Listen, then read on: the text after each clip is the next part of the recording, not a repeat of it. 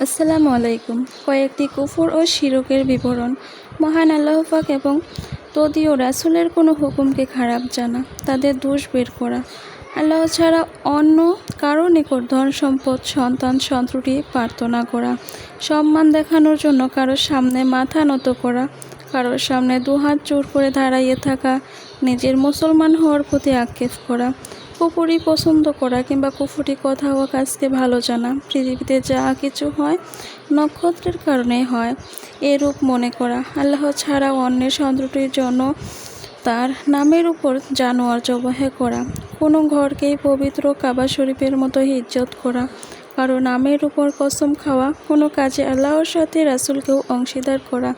যেমন যদি আল্লাহ ও রাসূল চান তবে এ কাজ সম্পূর্ণ হবে, কারো মৃত্যুর পর কথা বলা, আল্লাহ আর কাউকে পায়নি, কেবল একেই পেয়েছে,